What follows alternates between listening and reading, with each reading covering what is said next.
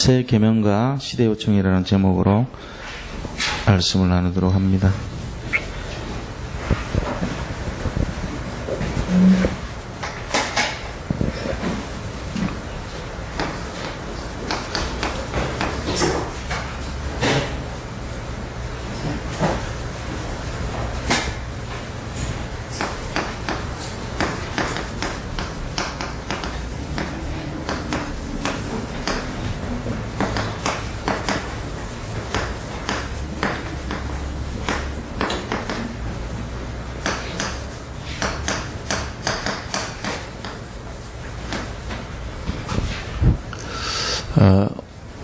하나님께서 이번 주간이 우리 부활 주간이죠. 우리에게 부활의 능력과 부활의 축복을 주셨는데 부활의 의미를 우리가 다시 한번 좀 생각을 해보자면은 부활의 의미가 첫째는 사망을 이긴 것.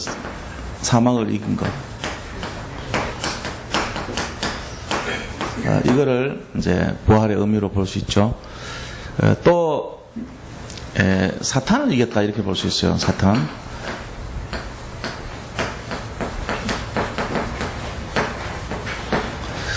그리고 하나님 선이 악을 이긴 것입니다. 또 보면은 성령이 악령을 이긴 승리를 부활의 의미로 볼 수 있어요. 결과적으로는 이제 부활은 사실 기독교의 근본 신앙을 나타내는 것이라 볼 수 있어요. 이 부활 신앙이 없으면은 우리가 지금 예수님을 믿는다고 하면서도 이제 능력 없는 그런 그리스도인이 되는 거죠. 부활의 가장 큰 핵심은 사실은 기독교의 이 중심이라고 볼 수 있어요. 그러면 부활 신앙의 가장 힘이 되는 것은 뭐냐면은 복음 그리스도거든요, 그죠? 복음이 아니면은 이걸 할 수가 없어요. 오직 복음으로 일을 할 수 있는 거죠. 그래서 부활을 우리가 볼 수 있는 축복의 내용이 있어요. 부활의 축복은 뭐냐면은 세 가지로 볼 수 있는데, 첫째는 말씀을 통해서 성경대로 이루어졌다 그랬어요. 말씀 통해서. 두 번째는 십자가에서 예수님께서 실제적으로 그것을 나타내셨으니까 십자가를 통해서. 세 번째는 사람들에게 이 부활의 소식을 전함으로 전도를 통해서. 지금도 계속 일어나고 있는 것이 이 부활의 축복을 볼 수 있는 거죠. 그래서 부활 신앙을 이렇게 전해주면은 다 회복된다고 보시면 돼요. 부활은 사실 뭐하고 관계냐면은 치유와 관계 있죠. 오늘도 역시 이제 치유 내용인데, 치유 사역이 이제 하나님 하시는 일 중에 제일 큰 사역이에요. 가만 보면 부활하고 관계 있어요.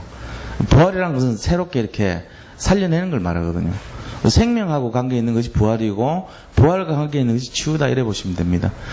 그래서 우리 자신들이 늘 이 마음과 생각 속에서 준비가 될 때 하나님의 방향과 맞다 이렇게 보시고, 항상 하나님이 우리에게 주시려고 하는 것이 뭐냐면은 힘과 능력을 주시려고 그러죠. 이 힘을 주시려고 하는데, 그 능력의 근본이 뭐냐면은 바로 그리스도를 통해서 오는 거예요. 복음을 통해서 이것이 전달된다는 것입니다. 우리가 이걸 잡으면 어떤 일이든지 다 회복된다고 확신하시면 됩니다. 그래서 하나님은 무에서 유를 만드신 분이고, 또 죽었던 것 같은 데서 생명을 만드시는 분이고, 이게 이제 하나님 능력이에요. 그러면 인간도 비슷한 거 하지 않냐? 실제적으로 비슷한 거 하는 것 같은데, 우리가 하는 거는 끌어모으는 것밖에 안 돼요. 우리가 할 수 있는 게 없다는 게 그거예요. 우리가 할 수 있는 거하고 하나님 할 수 있는 게 다른 게, 하나님은 무에서 유를 창조하시지만 인간은요, 창조된 것을 끌어모아 가지고 재창조를 하는 거에 지나지 않아요. 그러니까 우리 인간이 대단해 보이는 것도 창조적인 능력은 없어요, 사실은. 우리가 할 수 있는 게 없다니까요. 무슨 차이인지 아셔야 돼요. 사람이 세포 하나를 만들 수 있냐? 못 만듭니다. 만약에 사람이 세포를 하나 만들 수 있다면 대단한 거죠, 그거는. 이건 뭐 여담인데요. 세포가 얼마나 복잡하냐. 이 세포가 이렇게 세포가 돼 있잖아요. 그러면 이제 세포 여기 벽이 있죠. 이걸 셀월이라고 그래요. 이 세포 벽이 있다면. 이 세포 벽에 이 하나하나의 벽이 있을 거 아닙니까? 그럼 이 안에 여러 가지 어떤 뭐 리소소민이 미토콘드리아니 그 다음에 또 리보조민이 그 다음에 또 핵인이 DNA라는 게 있고 또 RNA가 있고 세포 안에 있는 거예요. 이게 지금. 그 다음에 이 안에 이제 세포질이라는 게 있고 이게 세포인데 이게 굉장히 눈에 보이지도 않아요. 현미경 가지고 100만 배로 이렇게 확대해서야 겨우 보이는 그런 게 세포란 말이에요. 그런 세포 안에 들어가 있는 각각의 기능이요. 이 굉장히 달라요. 예를 들어 미토콘드리아 같은 거는 산소에 대한 그 관계돼 있어요. 산소의 흡수나 이런 거하고. 이 미토콘드리아가 없으면은 약하면은 당뇨병이 와요. 예를 들어 우리 인간에. 그런 거는 이제 규명을 해 나가는데요. 그래서 저걸 하나 만드는 것만 해도 대단한 거죠.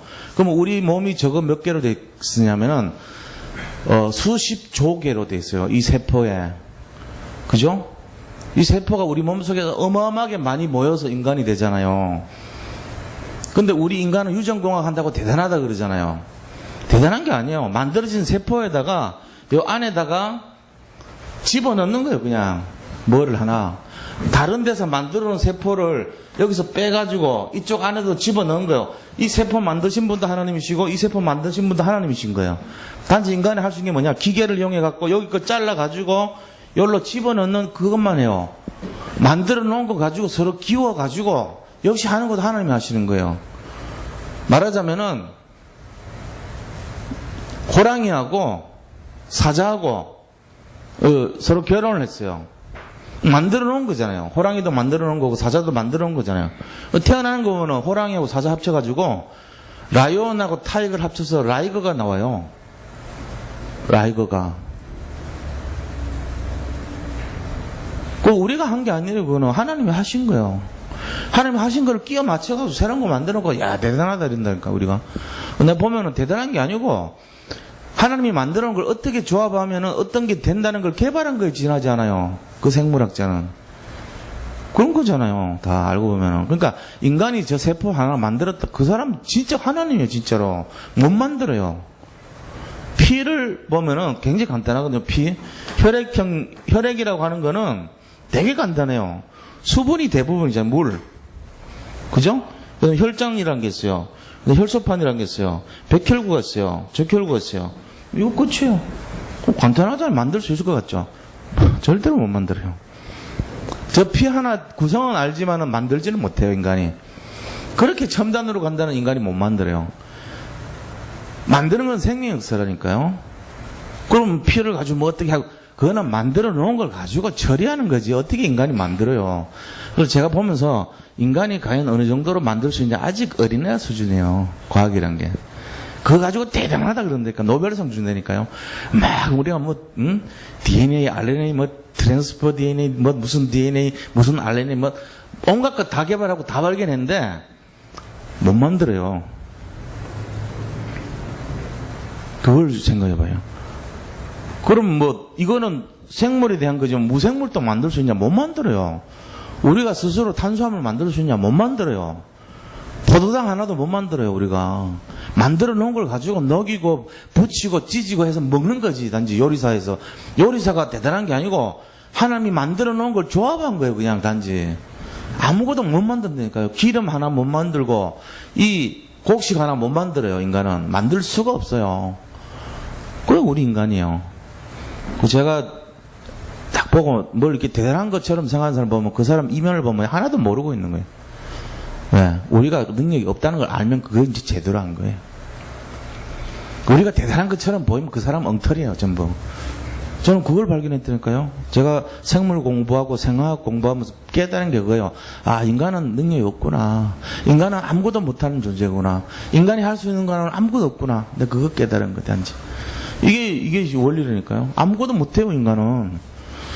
그러면은 하나님이 어떤 분이신가 알게 되겠죠. 이런 거는요, 인간은 못한다는 걸 보여주는 내용들이니까요.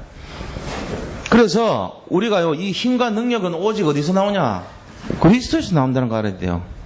우리가 아무것도 할 수 있는 게 없어요, 사실은. 그게 시작이 돼야 돼요. 그게 시작이 안 되면요, 우리가 뭘 할 수 있는 것처럼 생각하면 전부 엉터리입니다. 틀립니다. 인간이 할 수 있는 게 없다고 생각하면 돼요. 거기서부터 시작하면요, 진짜 복음 대단한 겁니다, 이게. 어차피 복음이라고 하는 거는 주어진 걸 가지고 사는 인생에서 최고 능력이 복음이에요. 만들어 놓은 거 가지고 우리가 사는 인생에서 최고 능력 받는 게 복음을 아는 거예요. 그렇잖아요. 하나님이 어마어마한 걸 만들어 놨는데 이거를 가지고 이 세상을 다스리고 정복하고 지배하는 최고의 원리가 복음 속에 있단 말이에요. 이걸 잡아야 됩니다. 그래서 첫째로 본론에 들어갔어요. 첫째입니다. 이 이스라엘 민족들이 착각한 게 있어요. 이만큼 복음이라는 걸 줬는데 그들이 이 복음을 지키려고 그러다가 너무 이렇게 문자적으로 지키고 또 그 어떤 율법적으로 지켜가지고 복음의 정신을 놓쳐버린 거예요. 그러니까 복음의 정신을 놓치니까 오히려 복음을 지키려고 하는 그게 복음을 막아버리는 꼴이 된 거예요. 우리 그럴 수 있거든요. 막 정확하게 하자 그러고 이렇게 하는데 너무 정확하게 하다 보면은 복음의 정신을 또 잃어버려요. 그걸 이제 잘 보면서 해야 되거든요. 그래서 이스라엘 민족들이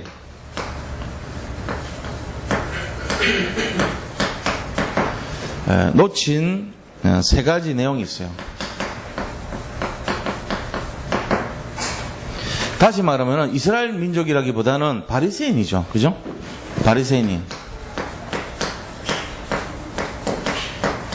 바리새인이 놓쳐버린 복음을 놓친 세 가지 이유가 있다니까요. 자, 바리새인이 복음 놓친 복음을 잃어버렸어요. 그 이유가 뭐냐면 첫 번째는요, 선민사상입니다. 선민사상이라고 하는 거는 결국은 뭡니까? 자기들만의 어떤 민족주의, 우월주의 막 이런 거거든요. 여기에는 뭐가 없냐면은 이 사랑이 없는 거예요. 다른 민족은 구워놓고 우리만 다 전부 복음의 사람이다 이런 내용이니까 깊이 들어가 보면은 거기에는 다른 민족에 대한 차별이 들어있어요. 진정한 사랑이 없는 거예요. 이웃에 대한 사랑이 없죠. 그러니까 이제 이게 실패한 이유예요. 이스라엘 민족이. 그렇게 하면서 이게 결국은 뭐에 방해가 됩니까? 복음 정신에 방해될 뿐만 아니라 복음을 방해해버려요. 또 선교를 방해합니다. 전도를 방해합니다. 복음과 전도와 선교를 방해하는 사상이 선민사상이잖아요. 지금도 마찬가지입니다. 우리가 진짜 복음을 가졌다면은 이 이웃을 바라보면 좀 애통하는 마음이 생겨야 되거든요. 그렇잖아요. 지금 시대를 보면서요, 진짜 왜 사람들이 이렇게 너무 좀 방정으로 치닫아도 너무 심한 거 아니냐. 세상에 지금 너무 좀 이거는 좀 한계까지 온 것이 아니냐. 인간이 폐허간 세대라 그런데 하나님이 말씀하시는 그 폐허간 모습이 저런 모습 아니겠냐 할 정도로요. 지금 모든 사건 보면은 전부 다 그래요. 눈 왔는데 눈 안 치워가지고 무너지게 만들고요. 돈 아끼려고 가건물로 만들어가지고요.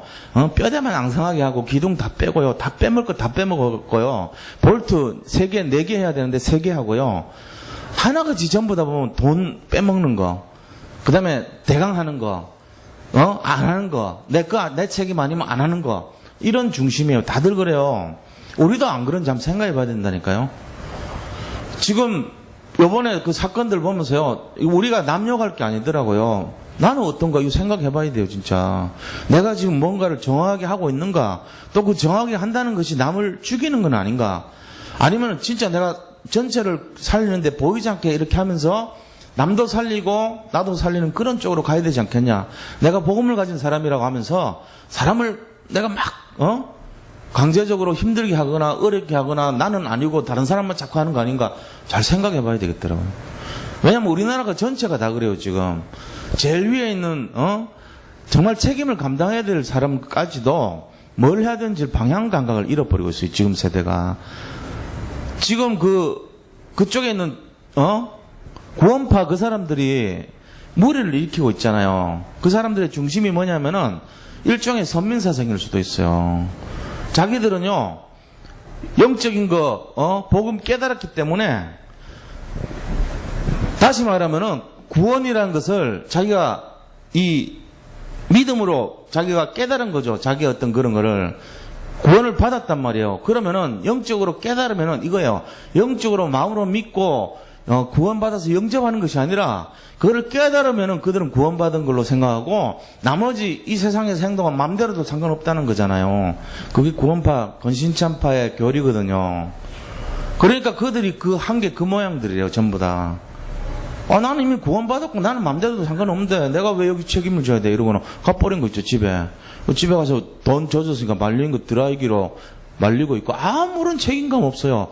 끝까지 변명하고 끝까지 말하는 것이 교회 다닌다는 그 선장이 말하는 거 들어보세요. 나 들어보고 저 사람이 속으로 그랬어요. 저 사람 제발 예수 믿는 사람 아니면 좋겠다 그랬어요. 딱 맞잖아 뭔가. 그것도 예수 믿는 사람이라고 얘기하는 거예요. 세상 사람들이 볼 때는 개독교라고 욕해놨더라고.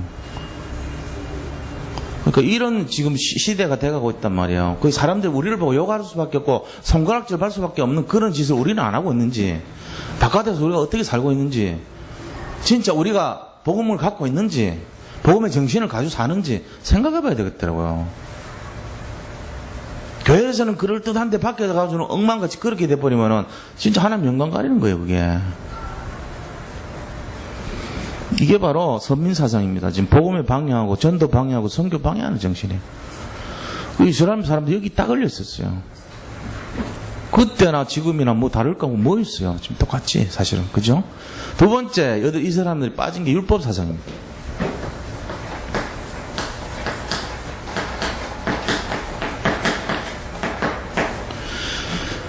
율법 사상을 가지고 자기들이 전부 다 그 율법을 가지고 걸었단 말이에요. 전부 다. 그러니까 지금 오늘 예수님 이 1절에서 6절까지 내용도 안식일 날 아픈 사람 고쳤단 말이에요. 안식일 날 지금 수종병이라고 하는 병에 걸린 사람을 고쳤어요. 이 수종병이라고 하는 건 옛날 성경 고창병이라고 되어 있어요. 그 고창병, 수종병이 뭐냐면은 이 몸속에 수분 대사가 안 일어나가지고 물이 빠져나가야 되는데 안 빠지니까 몸이 퉁퉁 부어있는 상태를 말해요. 그게 수정병이에요. 제가 볼 때는 신장질환이에요. 이게 일종의 대사가 안 돼가지고 물이 붕붕 붓는 신장병 걸리면 붓거든요. 많이 붓단 말이에요. 그게 거의 물이 안 빠져나갈 정도로 많이 부어있는 상태. 이게 이제 이 사람 상태라면 지금 그게 수정병이에요. 그 사람을 예수님이 안식일날 고쳐버린 거예요. 그러니까는 그걸 이렇게 지켜보고 있다가 바리새인들이 당신 왜 안식일을 고쳤어? 이러고 막 따진 거예요, 지금. 그 사건이거든요. 뭐에 이렇게 걸었냐면 율법으로 걸은 거죠. 이 사람들이 계속 율법으로 건 것이 뭐 있습니까? 이 지붕을 뚫고 내려온 사람한테 예수님이 네 침상을 들고 걸어가라 그럴 때 걸어갔는데 그것도 안식일날 고쳤거든요. 밀 이삭 가지고 잘라 먹은 것도 안식일날 했거든요. 또 안식일날 고친 거 되게 많아요. 오늘 이 수정병 든 사람 안식일날 고쳤거든요. 이걸 전부 다 토탈 해가지고 당신은 왜 안식일날 자꾸 사람 고치냐, 그렇게 시비를 거는 거예요. 그게 이제 율법이잖아요. 율법을 철저하게 지키려고 한 것이 오히려 복음을 방해하는 그런 일이 되잖아요. 이게 지금 자기들도 모르게 그렇게 하는 거예요. 결국은 뭐라 하면은 율법 사상이라고 하는 거는 본질을 놓치는 거예요. 본질을 놓치게 만든 겁니다. 다시 말하면 서론, 지나갈 서론에 집착하는 걸 말이에요. 그래가지고 사람 굉장히 힘들게 만듭니다. 아무것도 아닌 거 가지고요, 그거 별 중요한 거 아니에요. 사실 어떻게 보면은 사소한 거 그런 거 가지고요, 진짜 아무것도 아니고 넘어가도 될 거를 가지고 자꾸 그것 때문에 시끄럽게 만드는 거, 그게 바로 이런 짓이란 말이에요. 그래서 저분이 예수님이라는 걸 저 사람들이 진짜 알았으면 그렇게 했겠어요. 만만하게 보고 대강 보고 그러니까 그런 거 아닙니까? 저도 마찬가지예요. 예를 들어 제가 이런 중심을 가지고 막 교회에서 그렇게 하면요, 성도님들이 그 중심에서 힘들어한단 말이에요. 그렇게 하면 안 된다는 거죠. 우리가 섬김과 배려와 정말 이 상대방에 대한 어떤 그런 내용을 가지고 진심으로 그분들을 헤아리면서 해야 돼요. 고신 쪽에 나온 그런 분들 같은 경우는 옛날에 주일날 뭐 이렇게 돈 쓰는 거 이런 거 철저하게 못하게 하거든요. 그런 얘기 중에 하나가 있잖아요. 예, 어떤 장로님이 이제 누가 이 성도 가운데 누군데 굉장히 이제 갑자기 막 급하게 설사가 막 난 거예요. 그러니까 보다가 안 되니까 약국 가가지고 그거를 약을 사서 그분한테 드렸어요. 자기가 이제 힘들어하니까. 근데 그거를 누가 권사님 한 명이 딱 본 거예요. 보고는 동네 와가지고 저 교회 와가지고 왜 장로님은 주일날 약 사가지고 애를 저 약국에서 약 사서 그거 돈 쓰냐고, 왜 그런 주일날 해서는 안 될 일을 하냐고 계속 그런 거예요. 그러니까 이 장로님이 막 나중에는 견디다 못해가지고 앞에 나와가지고 사과했다니까요. 전 성도 앞에서. 제가 정말로 하나님이 그만 주일날 하지 말라고 했는 내가 약을 사가지고 잘못했다고 그런 식으로 얘기를 했단 말이에요. 그게 이제 이 옛날 교회들의 모습이에요. 그건 뭐 그렇게 잘못된 거예요, 그게. 그게 무슨 남들 아픈 사람 약 사줘서 줄 수 있는 거지. 그거 참 이해 못할 일 아닙니까? 어떻게 보면은. 주일날을 빼먹고 등산 다니는 거는 그건 좀 곤란하겠죠. 예배를 놓치고 한다는 거는. 주일날 일부러 무슨 이 야외 놀러를 간다든지 아니면 어디 멀리 일부러 주일날 택해가지고 시험을 보러 간다든지 주일날 뭘 한다든지 일부러 그럴 필요는 없잖아요. 주일날 요새 보면 전부 시험 대부분 주일날 봅니다.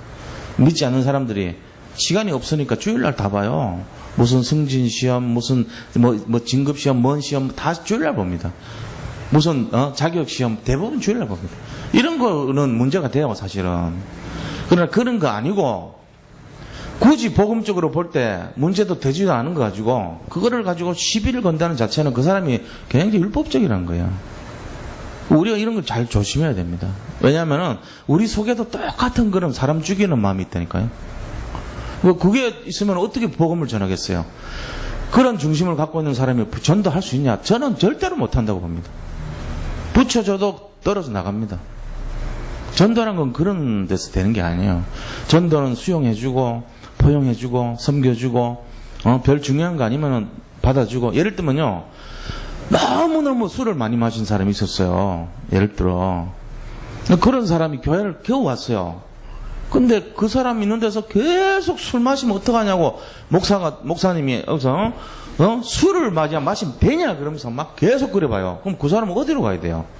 절로 가야 됩니까? 성당 가야 됩니까? 갈 데가 없잖아요. 그렇다고 여기서 술을 마시라 그런 건 안 되죠. 그럴 필요가 없는 거예요. 그런 말 할 필요가. 그 사람이 와서 복음을 은혜를 받고 기다려주면 돼요. 그건 별 중요한 거 아니거든요. 어떻게 보면 시간표가 해결해 줄 수 있는 거거든요. 진짜 자기가 은혜 받으면요, 냄새 맡는 것부터 싫어요. 그런 거 마찬가지입니다. 우리가 이렇게 흔히 말할 수 있는 그런 내용들 많거든요. 도박에 막 너무 빠져 있다든지, 담배를 막 하루 3갑씩 펴야 된다든지, 굉장히 어떤 인이 박여가지고 끊을 수 없는 상황이 있다든지, 그런 사람도 받아줘야 되지, 교회가. 안 그렇습니까? 그래가지고 그 사람이 고쳐나가도록 만들어야 되는지, 그게 교회지. 여기는 그런 데 아니니까 오지 마세요. 그러려면 나가세요. 이런 식으로 하면 안 되겠죠. 교회라고 하는 거는 여러분들이 오는데요. 그러니까 여러 가지 힘든 사람, 어려운 사람, 오늘같이 치료받아야 되는 사람, 영적인 치유, 물질의 치유, 또 다른 생활의 치유, 삶의 치유, 또 육신의 치유, 모든 치유를 받아야 될 사람들이 갈급해서 오는 장소가 교회입니다. 그 교회에다가 대놓고는 막 서로 막 손가락질을 하고 이래버리면은 그 사람들 있을 자리가 없는 거예요. 그래서 그렇게 하면 안 된다는 거예요. 그럼 어떻게 됩니까? 복음 정신으로 해야 돼요. 그래서 언제까지 해야 됩니까? 24시간 그렇게 됩니다. 복음의 정신을 가지고 살리는 장소 돼야 돼요. 저는 우리 교회가 진짜 어떤 사람도 수용할 수 있고 어떤 몹쓸 짓을 한 사람도 여기 와가지고 평안을 누릴 수 있어야 된다고 봐요. 그래야 우리 교회가요, 사람 살리는 대로 소문나고 여기 와서 그런 사람도 평안하게 누릴 수 있어야지 교회에서 답을 얻어가지요. 안 그렇습니까? 그런 사람들 자꾸 어렵고 힘들게 하면 그게 무슨 교회예요. 도살장이지. 여기 앉아 있는 것 자체가 힘들잖아요. 그러면은 바깥에서도 안 그래도 교회 생각하면은 두렵고 떨리고 여기 오면은 내가 세상 사람들 같이 사는데 이런 마음으로 있을 건데 그 율법 가지고 계속 해버리면은 그러면 힘들어지는 거예요. 그래서 오히려 그런 사람들을 도와줘야 돼요. 아무렇지 않는 것처럼 해주고 서서히 진짜 복음의 은혜가 어떤 것인지를 하나씩 하나씩 전달해 줄 수 있는 그게 이제 복음 정신이죠. 또 이스라엘 사람들이 세 번째 빠진 것이 전통입니다.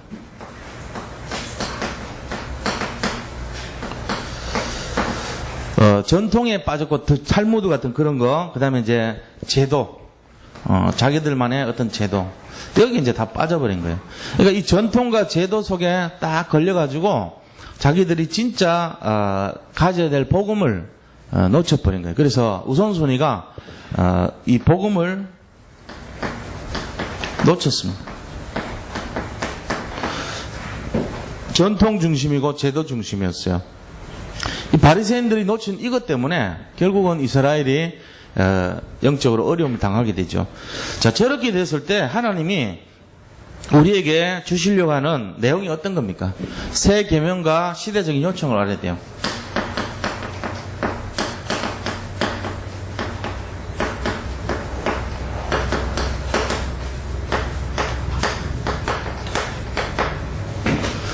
자, 이 시대 상황 속에서 우리 자신들이 진짜 가져야 될 내용이 어떤 거냐 하는 걸 좀 생각을 해봐야 되지 않겠습니까? 정말로 이 시대가 지금 말세 시대입니다. 그리고 3단체가 움직이는 그런 시대입니다. 이런 시대에서 하나님 우리에게 원하는 게 뭔가를 좀 봐야 되거든요. 그래서 자, 새로운 계명은요, 첫째로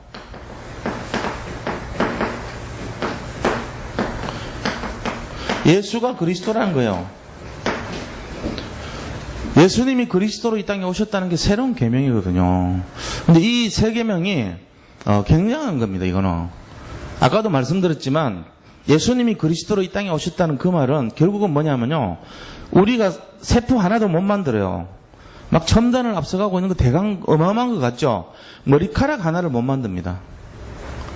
머리카락 하나 못 만들어요. 머리카락이 어떻게 되는지 아세요? 구성이? 모르죠? 머리카락 구성이 어떻게 되는지 어떻게 알겠어요? 모르지. 저는 배웠거든요. 생화학에 나와요. 콜라겐 구조로 되어 있는데 겉에 있는 이 세포가 있고 안에 있는 세포가 있고 그 안에 가닥까지 굉장히 세밀하게 층층마다 다 분석이 되어 있어요. 근데 그것도 굉장히 미세한 세포들의 연결이에요, 이게. 그러니까 이 단백질이 이렇게 모여가지고 촘촘하게 만들어가지고 그렇게 쫙 구성이 되어 있는 거예요. 못 만들어요, 인간이. 이 머리카락 한 개를 만약에 만들 수 있다면 그 사람은요, 뭐 인간이 줄 수 있는 모든 돈을 그 사람한테 줘도 될 정도로 어마어마한 능력이 있는 사람이에요. 지구상에 있는 모든 돈을 그 머리카락 한 개 만든 사람한테 줄 수도 있을 정도로 대단한 사람이니까요. 못 만듭니다. 근데 우리는 뭐 머리카락 한 100만 원 주면 인종 머리카락 하는데 그건 뭐냐? 그거는 머리카락 모양이죠. 플라스틱으로 만든 머리카락이지 생명 가진 머리카락 아니에요, 그거는.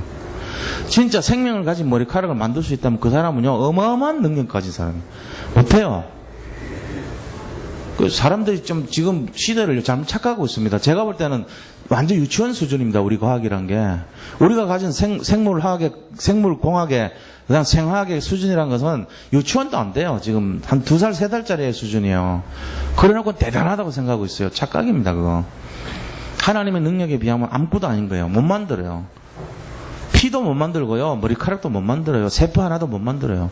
그럼 지금 하는 건 뭐냐? 만들어 놓은 거 그냥 썩고 쪼개고 붙이고 이런 거 하는 거예요. 그건 무슨 능력이냐고요. 사직을 보면 뭐 하고 갔냐면은 사탕 사가지고 먹다가 옆에 무슨 뭐 케이크 있으니까 케이크하고 사탕하고 같이 입에 넣고 쭉쭉 먹어보는 거예요. 아, 그럼 이 맛이 별난 맛이네. 그거 발표했어요. 대단한 학사예요, 그 사람. DNA 막 RNA가 아니고 대단한 사람 돼버리는 거예요. 사탕하고 케이크 먹었으니까 대단한 사람 된 거예요. 그런 수익이라니까 지금 이 수준이라는 게. 아무것도 아니에요. 사탕은 누가 만들었고 케이크는 누가 만들어요. 그건 하나님 하신 거예요. 그런 식이란 말이에요, 지금. 그러니까 아무것도 아니에요, 인간의 능력은. 새로운 계명, 예수는 그리스도. 이 그리스도는 뭐냐? 하나님이십니다. 창조의 능력 갖고 있는 분이고요. 어마어마한 근본을 갖고 있는 분입니다. 어쩌면은 죄송합니다만 여기 계신 분이 이해하는 그리스도하고 제가 이해하는 그리스도 다를 수 있어요. 죄송한 얘기지만. 왜요? 저는 그 그리스도가 어마어마하다는 걸 알고 있습니다. 세포 하나도 못 만드는 그 인간, 연약한 인간에게 어마어마한 창조의 생명의 본질을 갖고 있는 분이 이 땅에 오신 거예요. 제가 아는 그리스도는 그런 분이에요. 그러니까 모든 문제 해결자 맞아요. 저는 그렇게 믿어요. 지금 내가 힘들게 사는 거하고 관계없이 그분은 어마어마한 능력의 소유자예요. 그거를 진짜 믿으셔야 돼요. 그러면은 우리가 갖고 있는 문제는 아무것도 아니니까 사실은. 이런 그리스도가 돼야 돼요. 자, 이런 그리스도가 되는데 이 그리스도를 어떻게 해야 됩니까? 우리가 오직으로 받아들여요. 오직. 이 그리스도가 모든 것이란 말이에요. 이 그리스도는 충분하단 말이에요. 이 그리스도는 완전하단 말이에요. 그럴 때 그리스도께서 기적을 나타내고 초능력을 나타내고 그 그리스도께서 우리에게 완전히 창조적인 능력을 나타낼 줄 믿습니다. 이게 그때 나타나는 거예요. 이 그리스도가 어떤 분인가 알아야 돼요. 그때 실제로 역사가 일어나는 겁니다. 그 다음에 하나님이 그 그리스도를 통해서 우리에게 주시는 시대적 요청이 있습니다. 이 시대적 요청은 뭐냐면은 바로 3단체를 이기라는 거예요. 이겨. 3단체를 살리라는 거예요. 지금 프리메이슨 UAG와 이 유대인 조직들이 세상을 망가뜨리고 있단 말이에요. 이 사람들을 능가해야 돼요. 우리가 능가하기 위해서는 조직을 짜야 됩니다. 무너지지 않는 조직, 무너지지 않는 이유가 있는, 내용이 있는 제자의 조직이 일어나야 돼요. 그걸 지금 우리는 늦었어요. 이미. 우리는 안 돼요. 누구에게요? 우리 후대들에게요. 그래서 하나님이 요청하는 것이 뭐냐면은 바로 3제자가 일어나라 그런 거예요. 3제자. 이거를 일으키자는 거예요. 지금 3제자가 누구냐면은 지금 우리 비밀결사대 이 후대를 살리는 그런 조직이 일어나야 돼요. 그 다음에 레몬트 사역을 해야 되죠. 레몬트 미니스트리라는 게, 미니스트리가 뭡니까? 레몬트 미니스트리가 뭐죠? 미니스트리 아세요? 생각해 보셨어요? 뜻이 뭔지? 미니스트리. 목회라는 것은요, 이 목사님이 하는 사역이 목회 아닙니까? 목회라는 것을 목사 사역 아닙니까? 목사의 사역이 목회 미니스트리라고 그래요. 목사의 사역, 목회를 미니스트리라고 그래요. 레몬트 미니스트리는 뭐죠? 우리 후대를 살리는 사역을 말하는 거예요. 후대를 세우기 위한 사역, 가정에서 사역, 교회에서 사역, 현장에서 사역, 전부가 미니스트리예요. 그럼 지금 우리가 하고 있는 레몬트 미니스트리가 뭐죠? RUTC. 그 다음에 교육자들이 하고 있는 그 사역도 미니스트리예요. 중고등부 교육자가 여기서 서가지고 강단에서 메시지 하는 게 미니스트리라니까요. 그게 레몬트 미니스트리예요. 딴 게 아니고. 제일 중요한 게 말씀 전달해주고, 말씀 각인시켜주고, 기도를 개인화시켜주고, 전도를 개인전도 되게 해주고, 이게 미니스트리예요. 그게 미니스트리예요. 그럼 뭔지 알아야 돼, 우리가. 아, 미니스트리가 그런 거였구나. 생각해 보셔야 됩니다. 레몬트를 살리자는 거예요, 이게. 그래서 뭐 하냐면은, 이걸 하기 위한 홀리메이슨 돼야 된다는 거죠. 이 모든 메이슨들이 세상의 거를 다 뺏어갔어요, 지금. 그래가지고 세상이 점점 재앙 속으로 들어가죠. 역사적으로 볼 때 정말로 복음이 없어지고 바리새인이 득세하고 정말로 전통과 규례가 득세하고 정말 이 세상에 복음이 희석될 때마다 뭐가 일어났습니까? 재앙이 일어났습니다. 저주 재앙이 일어나고 전쟁이 일어났어요. 속국 포로 노예됐다가 마지막에 전쟁 꼭 일으켜요. 속국되고 노예되고 포로될 때 항상 쓰는 방법이 전쟁을 일으켰어요. 바벨론이 침공했고 아시리아가 침공에 들어왔고 저 애굽에 완전 포로가 돼버렸고 저 이방의 강대국들이 전부 침공에 들어와서 전쟁했다니까요. 우리 그거 잘 알아야 됩니다. 이거 막아야 돼요. 홀리메이슨 안 하면 큰일 나는 거예요. 그래서 김정은 속에 들어가 있는 그 흑암의 역사를 좀 막아야 되고요. 우리가 지금 이 시대 이 3제자가 돼가지고 해야 될 일이 그런 거예요. 우리 후대들 보호해줘야 됩니다. 이번 진도 아파트의 그 사건이 사실은 우리 책임이에요. 어떻게 보면은.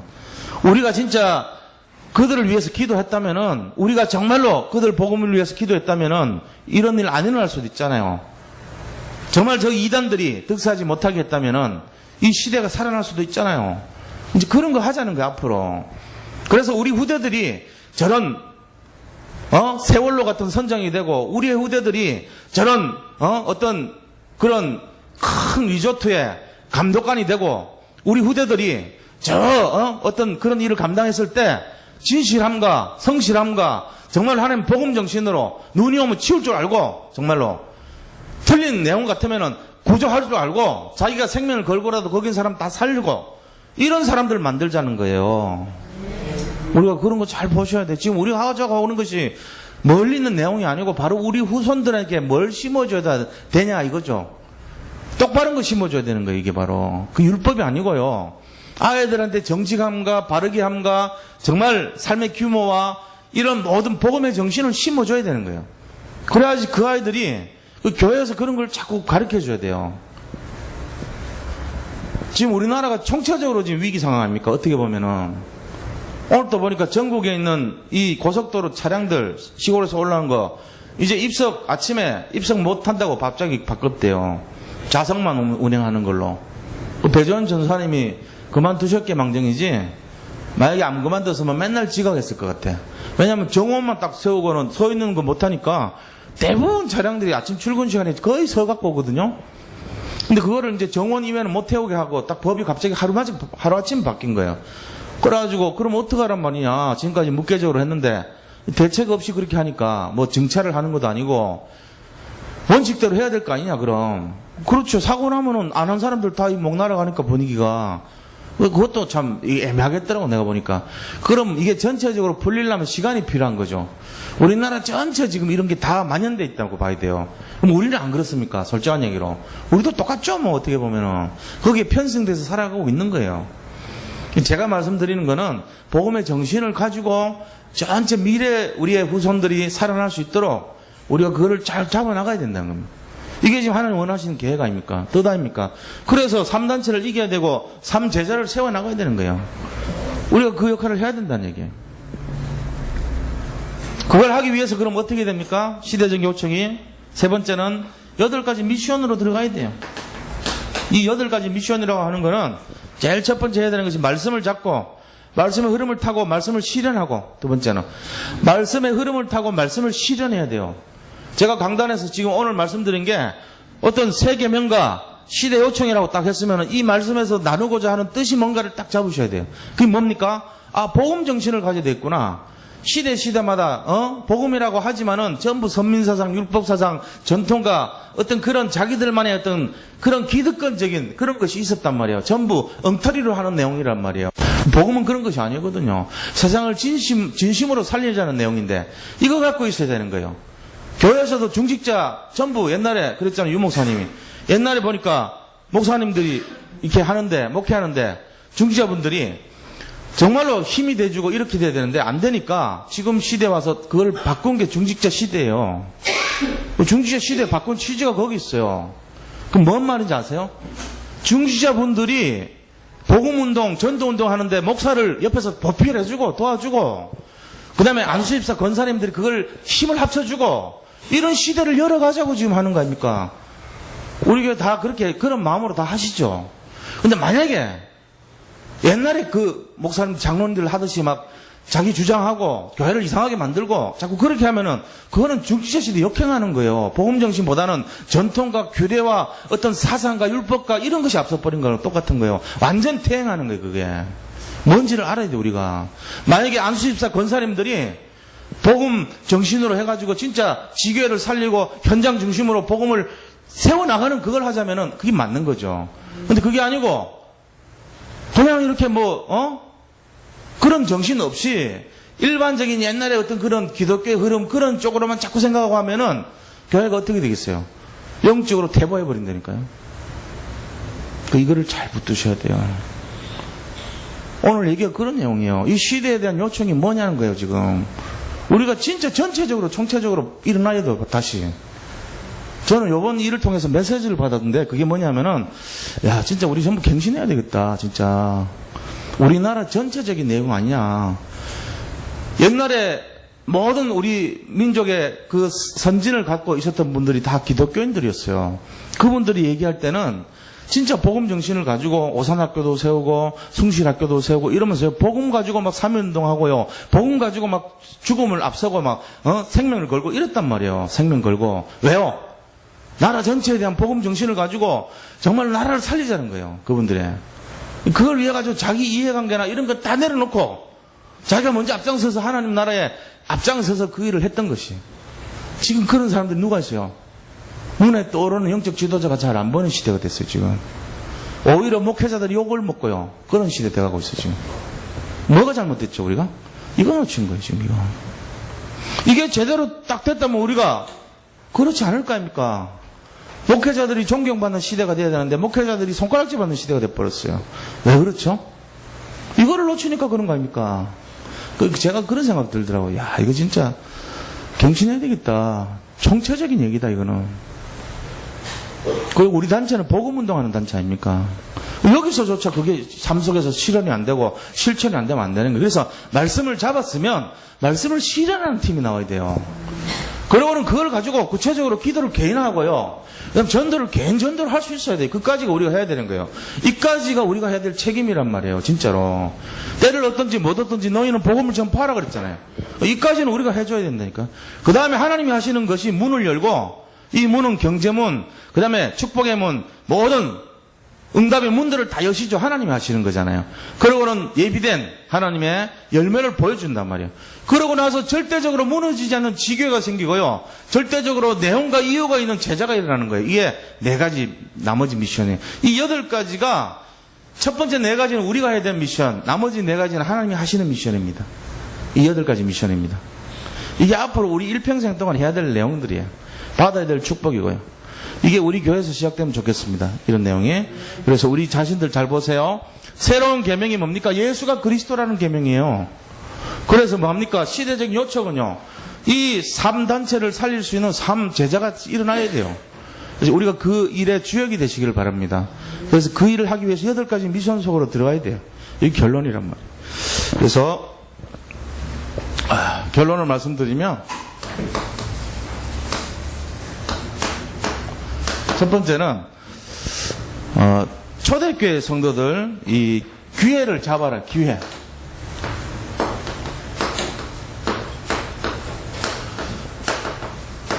이게 돼야 돼요. 기회. 우리에게 기회가 오잖아요. 저는 요번에 뭐 자꾸 그런 얘기하면 참 죄송하지만 요번에 많이 깨달았어요. 뭐냐면은 어떤 기회가 옵니다. 인생에. 기회가 딱 올 때 기회를 놓치는 사람이 있고 기회를 잡는 사람이 있어요. 기회를 놓치는 사람은 어떤 사람이냐면은 무책임한 사람이에요. 시대적인 요청에 대해서 무책임한 사람은 기회를 놓쳐요. 내가 왜 그걸 해야 돼? 내가 왜 그거를 관여를 해야 돼? 내가 그걸 왜 해야? 이렇게 될 줄 알았나? 이런 식이에요. 그런데 딱 기회를 잡은 사람 누구죠? 초대교회 사람들. 기회를 잡은 사람들이 누구냐? 초대교회 사람들. 그 다음에 히브리서 11장. 렘넌트 7명. 이게 전부 자기한테 기회가 딱 왔어요. 단 한 번뿐이 인생에서 기회가 온 거야. 그때 하나님 영광을 위해서 딱 생명을 걸어버렸어요. 그게 기회를 잃은 그런 사람은요, 좀 비겁한 사람들이에요. 제가 볼 때는. 나 그거 이번에 발견했다니까. 비겁한 사람들 특징. 기회 와도 안 움직입니다. 책임 안 지려고 그럽니다. 내가 그걸 왜 해? 내가 그거 했다가 잠깐 뒤집어 쓰는데. 요 심리가 있어요. 항상. 전면에 절대로 안 나서요. 비겁한 자예요. 기회가 와도 그 일을 다른 게 자기가 책임질 정도로 이렇게 탁 결정하고 이 사람들 전부 퇴함시키라고 이런 말 못합니다. 입에 넣어줘도 안 해요. 겁이 나서. 비겁하니까. 그 뒤에서요 온갖 얘기는 다 할지 모르고 변명은 내놓을지 모르지만 그 상황에서 자기가 해야 될 거는요 절대로 안 합니다. 그런데 딱 기회를 잡은 사람은 내가 만약에 이것 때문에 벌을 받아도 좋다. 내가 판단할 때는 이게 맞다. 그러니까 나는 할 말을 할 것이다. 이렇게 하는 거예요. 그게 기회를 잡은 사람들, 초대교회 사람들이 있어요. 거기 가면 죽인다. 거기 가면 돈 없다고. 거기 가면은 왕따 당하고. 거기 가면은 제명되고. 거기 가면은 너희들이 다 잃어버리는데 가겠냐? 단 한 번밖에 없는 기회. 가는 거예요. 기회 잡는 그 축복을 누리시기 바랍니다. 이거를 딱 잡아야 돼 우리가. 근데 기회가 왔어요. 나가기는 뭘 말해요. 입 꼭 다물고 집에 가가지고 도망이나 치고 자기들끼리 통신하고 이런 짓 하는 거예요.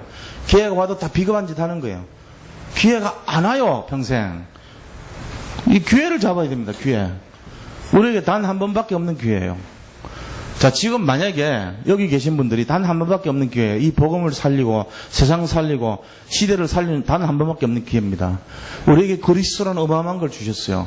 이 기회를 주셨는데 전부 뒷전에 서가지고 앞에서 하세요. 내가 그냥 보고 따라갈게요. 이럴 거예요? 한번 잘 생각해 보시라니까. 그래가지고 무슨 제자가 일어나고 무슨 열매가 있겠어요.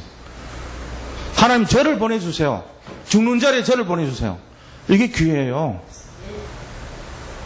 그때 뭐가 일어나는 거예요, 그때. 맨날 이유 핑계대고 남은 거 가르치는 거 좋아하고 실적만 앞세우고 그런 정신 가지고 하는 사람은요 평생 기회 없습니다. 진짜 제대로 된 사람은요 자기가 오히려 숨습니다. 그런데 진짜 결정해야 될 때는 내 목숨을 걸어버립니다. 여기 기회 있는 사람이죠. 기회를 제대로 잡아야 돼요. 이게 중요한 메시지입니다, 오늘. 그 다음에 두 번째는 뭐 해야 됩니까? 오직 복음으로.